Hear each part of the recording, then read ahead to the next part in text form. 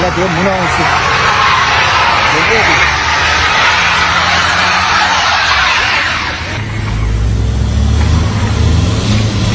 Kamazdı Kuday sakta da. Oğlum Kamaz Kuday sakta. Meykin lan tükete de oydun dedim. Meyakta amaçta süzülüp geldi. Молодец водительге. Ne oldu? Hemen ne oldu? Ne oldu? Ne olma? Ne lazım? Koy deyim mi? Koymayın. Tuğanlar, yol azabı, kör azabı деген ушул 470'tin bir yol bolsa kanday bir bulatmay maşina olbo. Камриsin bir, havalsın bir. Ayırması çok. Kışkıga dayardanıp zimni döngölöktөн sağıp turuş керек да тугандар. Мына, моға окшогон кар эшектер тура эмес кылат да ушинтипчи. Абайлаш керек. Принимать круглосуточно, брат. Брат, ne oldu? Buna moğa okşogon adamlar пробка oltat mına, uşuların ayına. Jıl beyaka, ne oldu?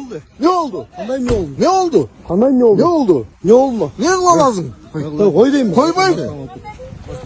Başыңарды işletmeyizler biraz. Bir yakta geldi tonki. Жылгылайм силерди дагы, э? Водитель, уялгыла biraz, уялгыла, кечине. Акча каражатын опузулап алуу фактысы боюнча Ош шаарында жактоочусу кармалды. Бул тууралуу бүгүн 5-ноябрда УКМКнын маалымат борбору билдирди. Маалым болгондой, АГ аттуу жаран сыны аттуу жактоочуга карата чара көрүү үчүн УКМКга кайрылган. Анда жактоочу алдамчылык боюнча бир катар кылмыштарды жасаган арыз ээсине сот чечиминде пробация түрүндөгү жазаны же жашы жете элек баласы бар экендигине байланыштуу деген жазаны колдонуу менен жазык иши боюнча маселени оң жагына чечүүнү убадалаган. Ал үчүн 350 000 сом өлчөмүндөгү акча каражатын талап кылган. Буга байланыштуу УКМК тарабынан кылмыш иши козголуп, жактоочу 3-ноябрда Ош шаардык сотунун имаратынан акча каражатын алгандан кийин кармалды. Жеке тинтүүнүн жүрүшүндө жактоочу акчаны өз ыктыяры менен берген. Учурда шектүү убактылуу кармоочу жайга киргизилип, тергөө иштери жүрүүдө.